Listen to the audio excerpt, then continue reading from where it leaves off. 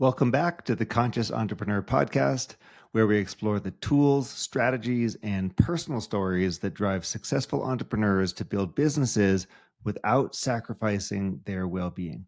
I'm your host, Alex Raymond, and today we're jumping into a very meaningful topic that hits close to home for many of us: mortality and the regrets that shape our lives. I'm joined today by my friend Travis Luther, who is an entrepreneur, and he gave one of the most memorable talks at the 2024 Conscious Entrepreneur Summit in Boulder, Colorado. For the past year, Travis has interviewed entrepreneurs who are facing terminal diagnoses, and this is allowing him to explore the deep, often unspoken fears, regrets, and motivations that arise in these final chapters of life. Today, Travis and I discuss the unique insights he's gained from these interviews, how entrepreneurs often use business success as a way to fill emotional voids, and how to align our lives with our authentic purpose.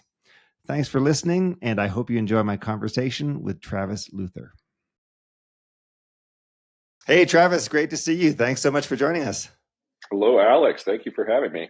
Great. Now, we connected last at the Conscious Entrepreneur Summit. So this was back in June of this year in Boulder, where you gave this really interesting, meaningful, powerful talk about what you've learned from working with entrepreneurs who are facing scary diagnoses or terminal diagnoses. And it was so powerful because, this is the kind of thing that's on people's minds. It's important to them. And when you were able to really personalize it and share not just the statistics and information, but also the anecdotes and stories from these individuals. And so that made it a really powerful talk. I got tons of feedback on your session afterwards about how people were really moved about it and how they appreciated your openness and your willingness to go there, frankly, and to have these kind of discussions. What got you into this mode? It's kind of an unusual area of research, if you will. How did you decide that you wanted to spend time talking to entrepreneurs who are in these straits and help them examine their lives? Yeah, it was kind of accidental almost in some respects. So I've been an entrepreneur for 25, 30 years. And over the course of the last 3 years, I've sold my businesses. And so coming up at the beginning of towards the end of last year, beginning of this year, I told myself as I move into this next chapter in my life, I kind of wanted to return to some things that felt a little more authentic to me and personal to me. And so I've been a trained sociologist and studied sociology and studied people and studied communities. And so I started thinking about what I was going to do next from a research perspective and a writing perspective. And I was tossing around a number of ideas. But in the back of my mind, I'd had this idea about interviewing people with terminal illness. And that inspiration came from my experience as a teenager losing my own father to a terminal disease. When my dad was 38, he was in hospice care and eventually died from liver failure as a result from his alcohol addiction, unfortunately. Wow. But he spent a lot of time in hospice, and during that time, I was pretty angry with him about the circumstances. He tried to engage with me. I wasn't very receptive to it. And then he passed away. And then years later, I after I had my own kids, I started really regretting not engaging with him. I think I would have liked to have known what it was like for him to face his own mortality, what kind of advice he would have had for me, his own regrets, and just anything he could have kind of given me to move on. And in addition to that, I didn't have a lot of closure around his death either. It was just kind of, he was in hospice, he died. There wasn't a funeral at all. Actually, he was interned in Sacramento, where nobody lives anymore. And so there's just a real disconnect between me and my father's death. And so I had this idea about maybe I'll interview people who are facing terminal illness and try and gather their last bits of wisdom and advice, because I would have liked to have known what my father's was. And I guess in a roundabout way, I was thinking if I could collect the advice and wisdom from other people, I might be able to find a little closure for myself. Mm-hmm. So that's kind of the genesis. And I kind of sat on that idea for a number of years. And then last year, a really good friend of mine, George Morris, got a stage 4 cancer diagnosis. Mm. And so I reached out to him to see how he was doing.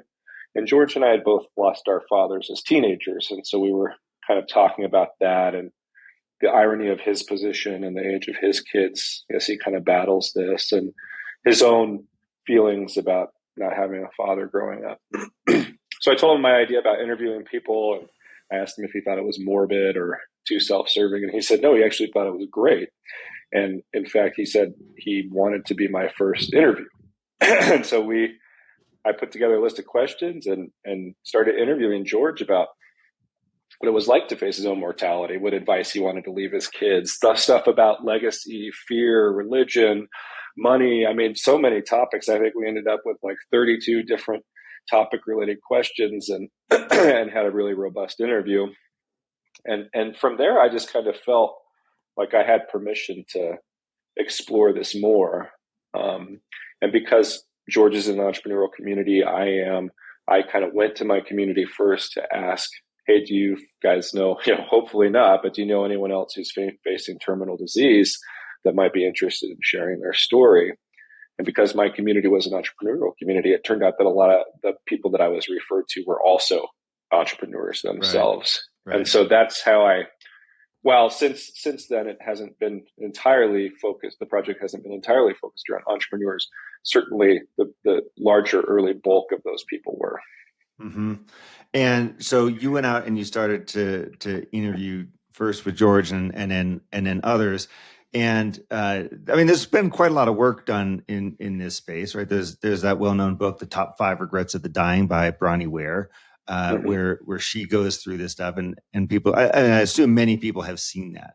And it's a lot around, if only I'd been true to myself, living my life instead of someone else's life.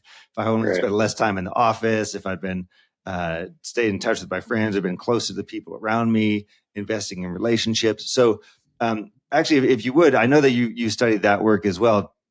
I'm curious about the non-entrepreneur answers to those questions of what do you regret and how do you feel about life. And then I'm also really curious about what the entrepreneur said about that too. Yeah, I think Bronnie Ware's book was a book I'd read many years ago, and as I had said in my presentation, I've given it out to dozens of people since I discovered it, right? And it was, one of those other things that kind of planted a seed for me about the possibility of this work. I think where her and I differ a little bit is that most of the people, actually, I think all of the people in my study are under 50 years old, and so they're more my contemporaries than Bronnie's work, which I think encompassed a lot more older folks, who were in convalescence or whatever the case may be. Yeah. And so I think the responses that I were getting were kind of a lot more immediate from people who, in large respect, were being caught off guard by their diagnosis and their, unfortunately, their eventual death. And so I think what you're asking is where kind of some of the similarities between what Bronnie found and then some of the differences and what I found. And I think the big one is kind of the immediacy of the what's been left unresolved, right? So if you're a late 30s, 40s something person and you're thinking about your regrets, they are because you have this whole other half of your life that you thought you were going to have. And so these things that you had put on the back burner, and maybe sometimes for good reason or bad reason, but with every expectation that in 5 years, I'll get to this, 10 years, it's not like these things were put off indefinitely, but to suddenly figure out that or realize that you're not going to get to even those things that seem closer to you than being 80 or 90 years old created a lot more anxiousness and a lot more immediacy to some of the regrets. And so, while nobody in Bronnie's study talked much about health, right? Everybody in my study talked about health and what they would have done differently. And we'll talk about this a little bit later, but something I found just interesting from reading other science in general about end of life discussion and terminal illness discussion is the extent to which people blame themselves for their diagnosis. Yeah. Right. That like we cannot pinpoint every kind of cancer or terminal illness or what the causes for them are, although we kind of start to get a little closer to that. But for people who experience that, there's this tremendous need to explain it.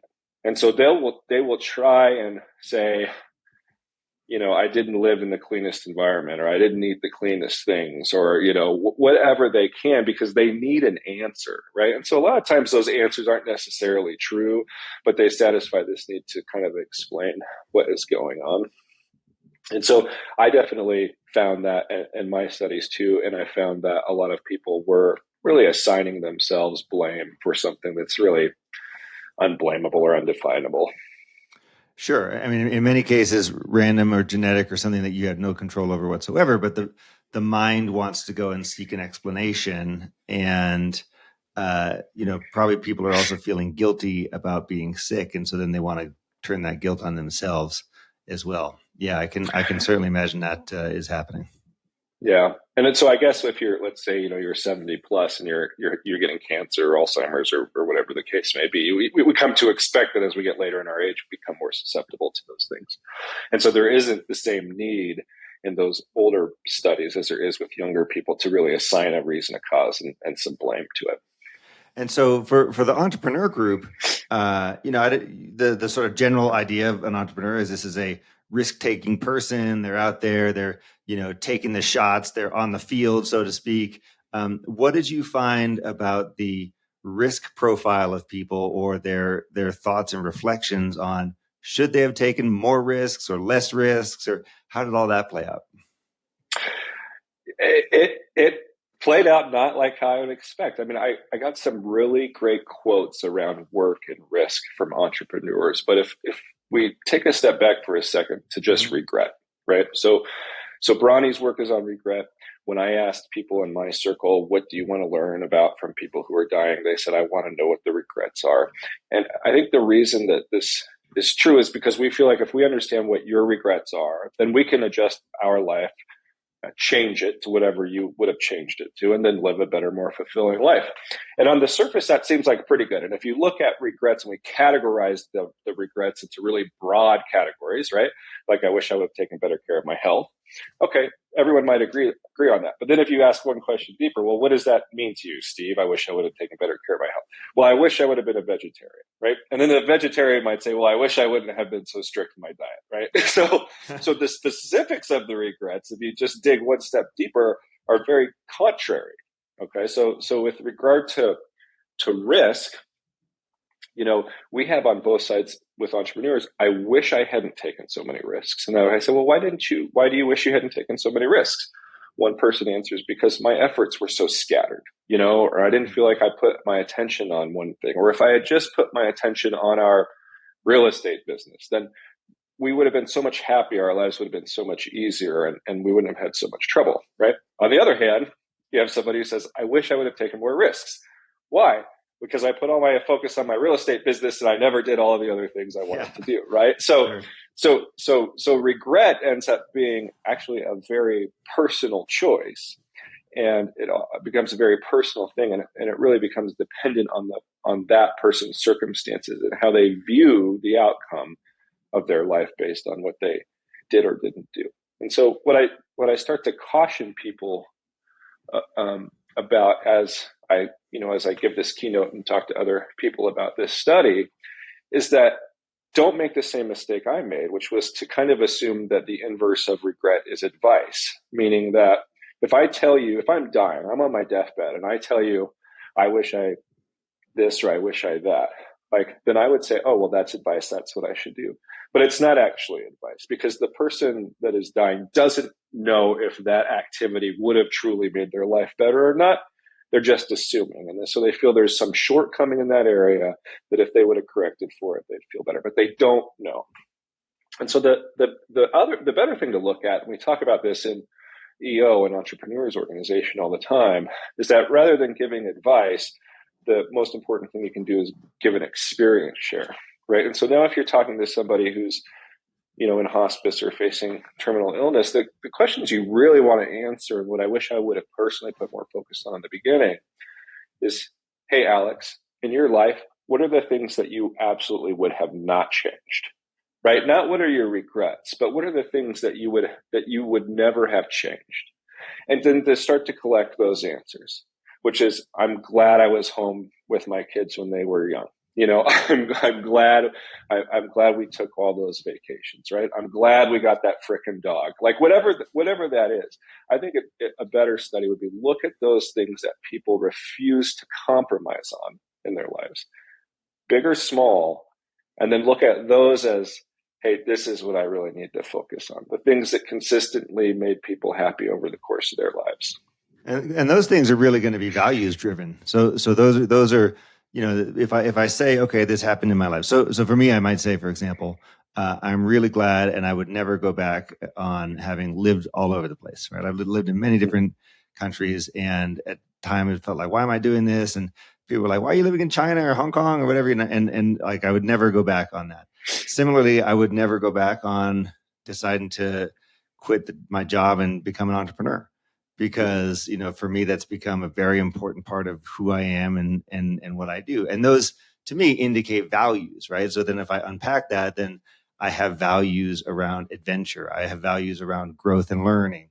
And so those come through those vehicles. Those are different than someone else's values, of course, and therefore their experiences, but that's how it bubbles up for me. So what did you learn about those experience shares? Did you get a chance to get some insights there? I mean, definitely family, right? I mean, like you can say that people in any study that I've gone to, being connected to family has been a tremendous overarching urge. There's some stuff about forgiveness, right? And not just forgiveness of people who are still alive, but forgiving people who had died before them, right? And this idea of holding grudges and it's something that completely evaporates as you really look at the second starting to tick away, right? This other stuff around distraction. I think everybody talked about social media or the internet or Netflix, Really? right? Okay. They all, one of the most powerful quotes that I got, I'm not sure if I shared it at your event or not, but was this idea that this woman said, I have my phone off unless I need it, right? I don't ever sit there scrolling because now I really have to make decisions about what I give my time to because my time really matters. And I was like, wow, if we thought about that now, without a terminal diagnosis, but really made decisions about where our time goes, that's a kind of a powerful concept. Because as I took that, I remember like maybe the second guy I interviewed called someone had recommended me to him, and so he kind of calls me randomly, right? He calls right away, right? I'd be like, oh, we got to schedule a call, and let's put it off in a week or whatever. And but I mean, he calls me just all of a sudden, which is unusual in our lives as business people. Everything's got to be on a calendar. And the first thing he says to me is, well, I suspect you want to talk to me about my eventual demise. And I just was like, oh, I guess so. And he tells me, yeah, I've got about 6 to 8 weeks left here. And it just hit me how incredible it was that this stranger was going to spend his last moments with me. And I think I grabbed a pen and a calculator and I did some math, and I'm like, man, this guy is about to spend, I don't remember what it was, but like, 0.5% of the time he has left doing a video interview with me. Like that really matters. Right. And I think I translated it to like, if it was a person with a normal lifespan, they'd be basically giving me 17 years or something. Right. And this guy is like giving me a huge chunk of what he has left. And he's making the decision to do that. And I said, why are you doing that? He said, well, I don't just do anything I want. I think about what's going to have impact for me and what's going to have impact for my family. And this idea that I could share these things that I've been thinking about and have them permanently put somewhere so that my daughter can refer them to them again at some other point matters. Mm-hmm. So this idea of time matters. We forget that when we're not connected to our mortality. We waste so much of it, but these people, they don't. They make choices about every minute. So I mean, that's so it's so important to be conscious, and I will not claim to have any particular expertise in this area, but it's so important to be conscious about how we're spending our time. Like, what are we doing? Like, we can get back, we can get back the money, we can get back the success, whatever it is, we simply cannot get back time, and we can't extend it. And being thoughtful about it, being deliberate about it seems to be incredibly important. So you're seeing people shift their behavior that says, hey, now that I know that there's a certain window left for me, I'm going to behave it in the way that I probably wanted to all along, but was just too distracted and or too tired or too undisciplined to like really do it. But I know that it's good for me. I know that this is something that I want to be doing. Yeah, I think I realized that, just in my own critique of my own time, right, which comes inevitably with doing this work, how much of my time I am just waiting for something else to happen to me, right? I'm waiting for a phone call. I'm waiting for a meeting. I'm waiting for an invitation. I'm waiting for dinner to get done. I mean, I'm just always waiting for something to happen. And then in those moments, while I think, oh, well, I'm waiting, right? I'm waiting for the doctor. Let's flip through my phone and see what's happening on Twitter.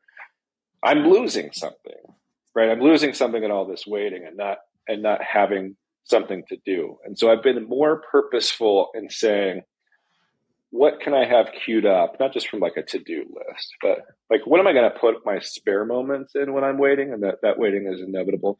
But where am I going to put my focus? Like, what is the document I'm going to open and work on? Or if I am going to dick around on my phone, what is it that I'm going to read about or learn about? Am I going to scroll endlessly, or am I going to learn about whatever, the Civil War, right? Like just doing something a little more productive, and then having goals, so the entrepreneurs never regretted being entrepreneurs, because I think they all liked living a life that was kind of dictated by their own ideas and bringing these ideas out of their head and turning them into something. And so having goals as an entrepreneur helps you, or as a person in general, but helps you have something that you're looking forward to, so that when you are waiting, you're not just wasting your time. Right. Now, one thing I remember you talking about, Travis, at the Conscious Entrepreneur Summit was the insight around lived versus unlived lives. And this really struck home for everybody in the audience. Tell us about what you learned there and what that means. Yeah, so this kind of goes back to the difference between some of the earlier studies and my studies, right? So if my relatively younger folks, that immediacy of what had been given up in lieu of some other choice, that was the thing that burned inside them, right? And so what I called this is the lived and the unlived life.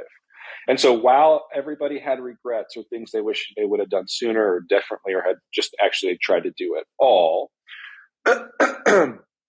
they all had this feeling that that there was the life that they thought they were going to live, and that there was the path that they were on. And the challenge was always trying to get those two to become the same thing. And so before their diagnosis, they would look at path, it was called path A, is the path that they are on. They would look at it, but they would see path B across the river and know that there were other things that they wanted to be doing. There were other dreams that they wanted to pursue, or just things that they thought they were capable of and had been held back by fear or family or just the voices inside their head. And so when that diagnosis comes, there's this need to unify these two paths, right? To become what I would describe as their authentic selves, or I would describe as me as my authentic self, is I want to live on one path, the path I always want to be on, doing the things that I always want to do. And so what I ask the audience to think about is what is going on in your unlived life or on your unlived path, right? And if there's something that you can take away that's a universal truth that doesn't have anything to do with personal regret, it's this idea that the sooner we can bring our lived and unlived lives together, the sooner we can live as our authentic selves and in harmony, the happier we're going to be. And then the other kicker was, if there is some truth to this, like I said, my unexpected finding that people really blamed themselves for their cancer diagnosis. And when they did, they largely blamed themselves for feeling this,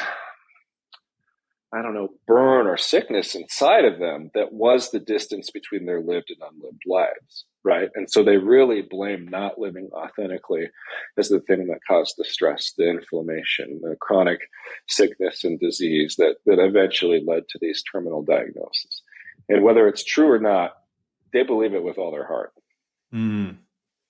Well, I mean, this is such a powerful lesson, so hard to balance and to get right. Because people say, well, yeah, I've got all these things I want to do eventually. And you were saying earlier, like, a lot of the people that you were talking to were assuming there's going to be a second half to their lives starting now, but instead it's, greatly abbreviated. And so they're like, well, all of a sudden my plans to travel, my plans to do such and such, my plans to, whatever it is, all of a sudden are evaporating. And if I can no longer do that, that's all kind of going into this unlived lives bucket and causing more sadness because I'm not going to be able to do it. But what you're saying, at least what I hear you saying, is if we can pull the time backwards, we can be aware of what's in our unlived lives that wants to be experienced. And then we can architect our lives and we can create the life that we want around living that way, having those experiences, doing those things, as opposed to constantly, pushing them off in the future. And this is something that, as entrepreneurs, we're always doing. We're always sacrificing the present for the future. Right. We're always living in this idea of like, oh, I'm just going to struggle now because then I'm going to make a lot of money when I sell my company, or I'm going to suffer now because I'll be happy when X, Y, and Z happens. And I think one of the lessons here is you don't know. We're not in control of our time. And what we are in control of is how are we living and experiencing life right now? Yeah, absolutely. The big takeaway that I want people to have from my research, my talks, and eventually this book as I get it done is there's something really important about connecting yourself to your own mortality. And being disconnected from our mortality isn't, you describe it great as an entrepreneur, right? We do make sacrifices. We do put things off. We also have a very long game, right? We don't look 90 minutes into the future. We look sometimes 9 years into the future. But when we disconnect ourselves from our mortality, we lose that sense of urgency that's necessary to also do the things that are going to be personally fulfilling to us and to avoid the regret or the time spent not living as our authentic selves. And the disconnect from mortality is not just is actually a cultural phenomenon, right? Like, so we're the United States does a masterful job of disconnecting us from our mortality, right? And so we're fearful of death, right? We're fearful of bodies. It's become death has become a commodified industry in which death is something that other people handle for us. We don't wash our dead. We don't bury our dead. We don't do any of that. It's all been mechanized, and we're scared of death, right? We have fear of death. And if you look at other cultures, they're not necessarily that way, right? And in some of them, there is a tremendous amount of joy and happiness, and actually a lot of anxiety being put to the side by celebrating death or being more entwined in death and thinking about death. And maybe that's because they do see death more regularly, and they are reminded of their own mortality more regularly. And you may say, well, these are poor cultures, and that's why they do that. Well, I don't know that these are poor cultures, but these are cultures who are more connected maybe to what's important and to their community in general. And so if we're looking around saying, oh, well, they don't drive BMWs and fly private and all this crap, well, maybe that's because being connected to their own mortality has helped them realize that some of those things aren't important. And my guess is that very, very few people told you that how proud they were of the car that they were driving, for example, in your interviews. No, I certainly had a guy who was very connected to his what was it, a Triumph or Indian motorcycle that he had restored and had it for a number of years. But he had such a great thing to say about stuff, right? He said what he learned is to buy things that he would cherish, to buy things that would never become a burden. And for him, a Honda Civic was going to become a burden because every 3,000 or 5,000 miles he had to change the oil or whatever. It was just because he needed it to get around or whatever. But with his motorcycle, and then he bought a house that he loved, he said all of these things were about things that when I give care to them, it's because I cherish them and because I love them. And so he said, I looked at purchases as, is this something that I'm going to cherish and that I'm going to look at the maintenance and upkeep of it as an act of love, or is it going to be the transactional Honda Civic thing? Yeah. And it's such an amazing thing to think about. Like think about everything that you were going to bring through the front door of your house. Will I love this and cherish it? Or is this just some other crap I bought last minute because I thought it'd look nice for St. Patty's Day? I don't know. Which is simply another form of distraction also. Yeah, for sure. Something else to chase. You mentioned a number of other things during your talk at the Conscious Entrepreneur Summit. You talked about, as you were looking at what the lessons were and what we could draw from these conversations in your research. You talked about the importance of rediscovering purpose and passion. You talked about the need to put yourself first, and you talked about the need to let go of fear. Tell us more about those. Yeah, fear is a big one. Fear that's universal across ages and nationalities or whatever you want to call it. But I've spent time in my life blaming other people for my failures to do stuff, meaning that sometimes I let the other well-meaning people tell me that maybe this is too big of a jump or too big of a leap or too big of a scary enterprise, or maybe it's too expensive, or maybe it'll be time consuming and maybe it won't work out, right? But a lot of times the things that I haven't done and the folks that I interviewed haven't done have been because of fear that we've put into ourselves, and not so much from outside of us, but just always wondering, is this something I could really do or that I could really accomplish? And I think what people at the end of their lives have realized is that the accomplishment itself is not the thing that releases that stress and anxiety and everything that's boiling inside of you. It is the lack of trying, right? And so there's so many more things that once tried, even if not successful, feel better than the anxiety and the negative self-talk that goes with never trying at all. And then that constant questioning of yourself that comes with it. And so this idea of letting go of fear is really letting go of the fear to try and do things, or the fear that doing things that aren't successful is a failure, which I think as we become older entrepreneurs, we know is not the case at all, right? That failure is part of the success process. And so, you try and tell these young whippersnappers to let go of that fear and just start doing things and trying things and hope that they listen. But it's true. It's really true. So that was a big one. And then this idea that you should do the work that you love, right? Like this idea that well, I'm passionate about X, Y, Z, but maybe I'm the only person that is or isn't. But if I do this passion project, I'll never be able to really make a living at it. So I might as well do accounting or start a CPA firm or something like that. I'm never going to be a painter or a piano player or whatever. And what I found in these folks who had put their passions first is they always made money when they put their passions first, because their passions served as that fuel they needed to get to a level of success.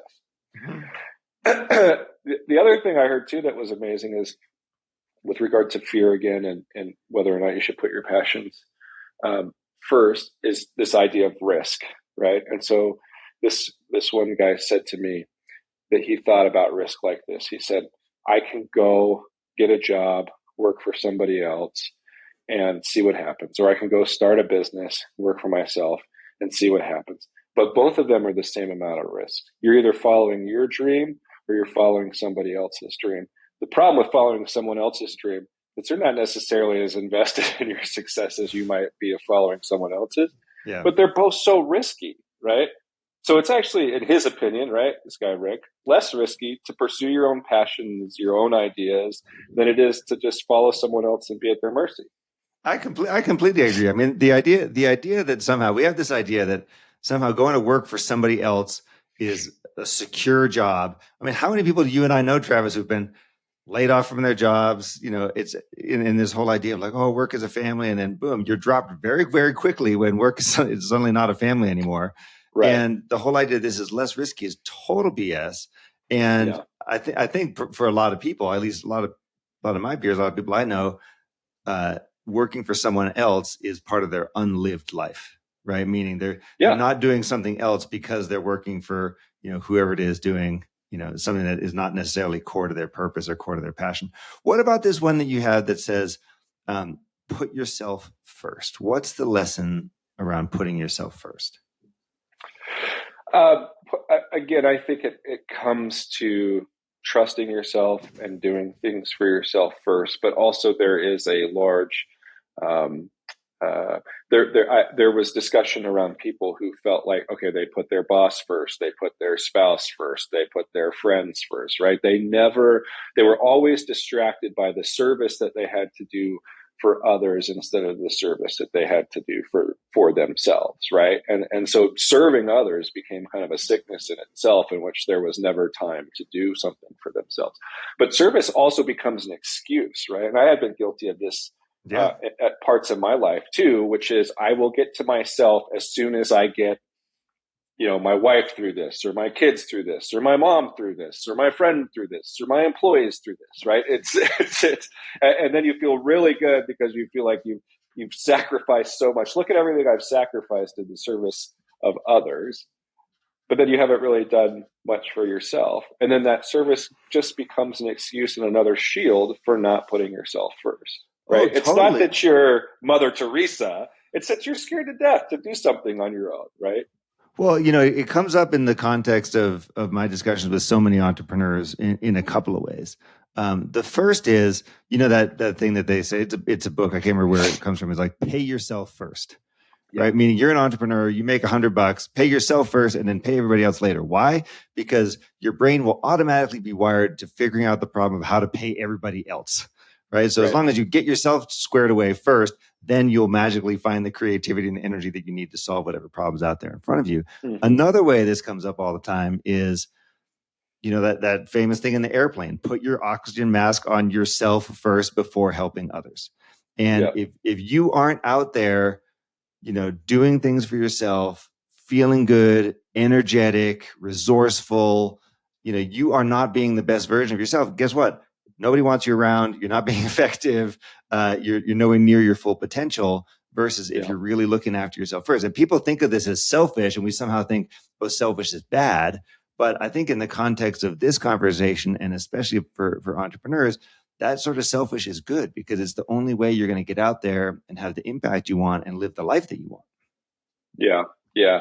I mean, there's kind of this weird I don't know if double-edged sword is the right, and probably catch-22 is the better analogy. But, you know, if you look at a lot of stuff coming out of, you know, entrepreneurship these days, I've seen things from Elon Musk, Charlie Munger, Warren Buffett, and people studying the keys to success.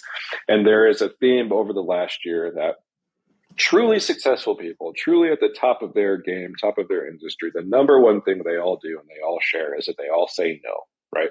And so this is the wisdom. You should say no as much as you can to as many things as you can to as many people you can, right? And I think it's kind of one thing. On one side, it's put yourself first. On the other side, it's avoid distraction. But then if we look at my study participants and Ronnie's as well, and we look at entrepreneurs, there's this idea of saying yes, right? I wish I was more spontaneous. I wish I had said yes to more things, right? And that is also a putting yourself first kind of mentality, right? Like, I'm going to say yes, and I'm going to take this time for myself, and I'm going to go on this hike, or I'm going to go to this workshop, or I'm going to listen to this podcast, or be a guest on this podcast, right? So there's value in both things. There's value in saying no to those things that are a time suck and that may be a distraction to getting yourself on your right path and your authentic path. But then there's also so much to learn and enjoy from being willing to just say yes to things that might not necessarily be self-serving from a financial standpoint, but that might bring you new experiences that you would reflect on as joyful later. So you really got to balance yes and no for the right reasons. So don't say don't say yes because you're afraid to do the other things that you need to do to improve yourself, and be willing to say no so that you do put yourself first when the time is right for that. So how do you, wrapping up here, Travis, how do you reflect back on everything that you've learned with these interviews and the amount of knowledge that you've gained? How does this then represent itself in Travis Luther 2024? Like, what are you doing differently because of the experience you've had of interviewing and talking with all these people? Yeah, I think it kind of goes down to one of my last slides, right? If I tried to consolidate all this information into one simple saying that could be, stamped on letterhead or something, it would be live authentically as much as possible and as soon as possible.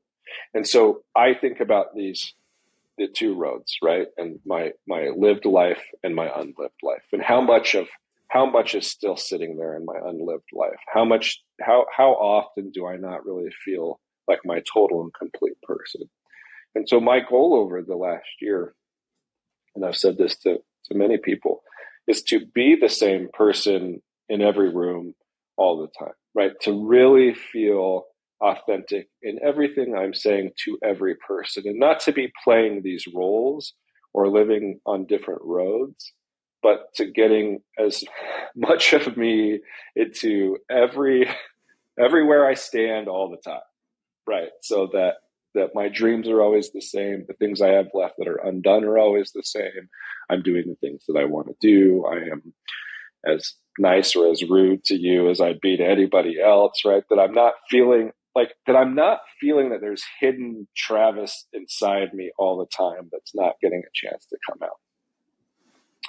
And because that's the feeling that the people with these cancers and these diseases talk about, is this energy that it takes to stuff all that back inside, or to keep all that down, or to keep those dreams from coming out of their mouth, right? Or from saying to that person who's been a drain on their dreams, I don't want you anymore, or you're not right for me, or whatever the case may be. Like all that stuff that just sits there and simmers that they think gives them disease. I'm trying to be really mindful of that I'm not leaving anything inside of me. Beautiful. Well, hey, this is really powerful work that you're doing. I think it's opening up a whole new area for people to understand more deeply what it's like to live life as an entrepreneur, what it's like to go through this process, and how we can flourish along the way. So I think incredibly powerful stuff. Thank you so much. You said you've got a book coming out. When can we expect that?